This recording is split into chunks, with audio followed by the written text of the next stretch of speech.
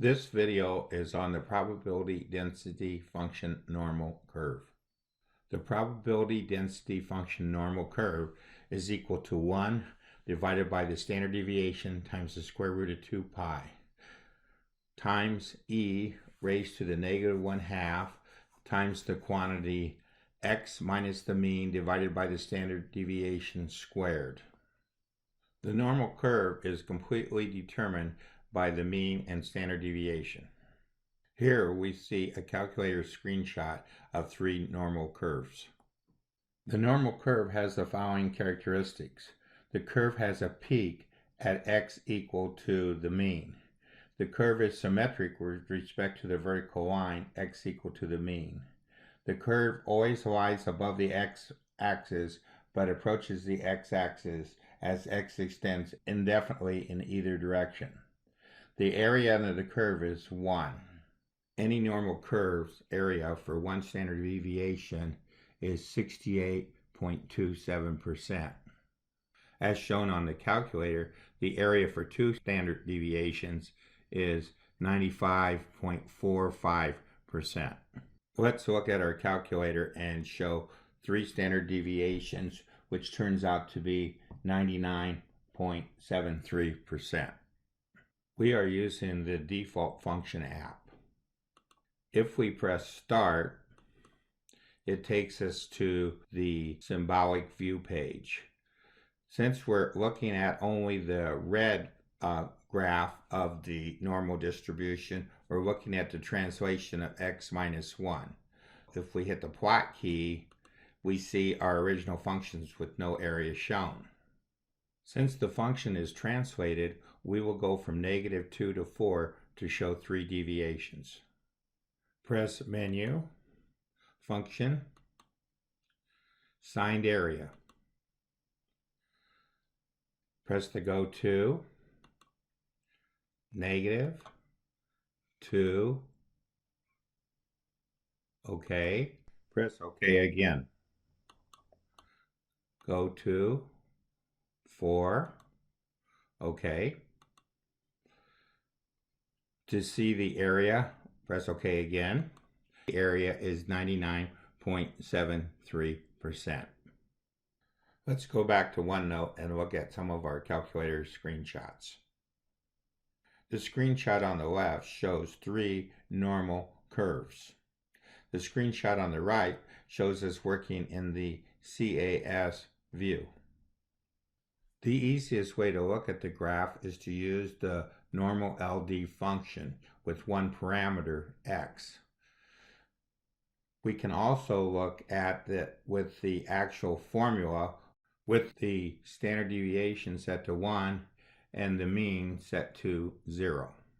With the mean set to 0 and standard deviation set to 1, we can explicitly write it as we did here, or as we did in the translation, we can only have one parameter, mean of 0 and standard deviation of 1 is implied. We have went back to our calculator and hit the Shift and plot key to get to the plot setup. We want our x range to go from -5 to 5. We want our y range to go from -1/10 to 5/10 to show some space above and below our normal curve. We let the x ticks be 1 and the y tick be 0.1. Now we press the CAS key to see the CAS view. We scroll to see the screen that we have over here on the left. Instead of using the mathematical form, we use the norm LD function of the calculator, which does the same thing as doing the mathematical form of the normal curve. The first item in our history area identifies that when we take the integral from -infinity to infinity of the normal curve, which is 0 and 1, 0 for the mean and 1 for the standard deviation of x dx, we end up with the probabilities adding up to 1. To do this out manually, we split the formula into 2 parts. So we just do the e part and we end up with the square root of 2 pi. This is a nice thing about CAS view. It leaves all answers in exact form. Then we take 1 over this amount times the integral, and we end up with the probabilities being 1. We show the same work in our home view. So we press the home key.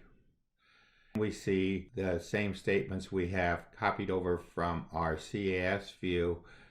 The difference is in the home view, we end up with an approximation to the answer rather than the exact form of the answer. When we copy over the exact form from the CAS view and put it in, we'll end up the probability area under the curve being 1. We note in the history area that for these to work, we have a capital X. So after we copied this stuff over, we needed to modify the entry to have capital letters rather than lowercase letters. So the default for home is to use everything with capitals, where the default for CAS view is to use everything with lowercase. To enter these items, we use the template key. In the template key, we use fractions, we use raising things to power, we use the integral form for integration. We use Shift 9 for the infinity.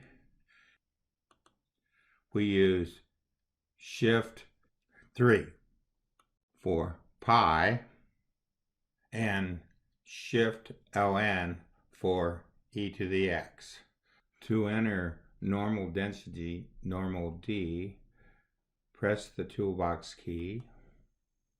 Make sure you have the math soft key selected. Press probability, press density, and press normal. Pressing the CAS key, we return to our CAS view. We take a quick look at how we used a random variable x to come up with the random variable z for standard deviations that are not equal to 1. To look at A, we put in for our standard deviation in our normal curve -1 and our standard deviation here to be +1. We did A plus 0 over the standard deviation and solved it for A. We did B plus 0 over the standard deviation and solved it for B. What we ended up with was the -3/2 and the +3/2, which we could have just figured out directly from using the normal LD function. We commented that we were figuring out Z, but in reality we are actually figuring out X. The solve function is found by hitting the toolbox, CAS, 3, and then 1 for solve. The random variable Z equal to the random variable X minus the mean over the standard deviation is actually used when we're using tables to figure out Z variables. In the section Other Means and Standard Deviation, we will be going over this formula. With the formulas built into our calculator, there is no need to use this formula at all. This ends our video on the probability density function normal curve.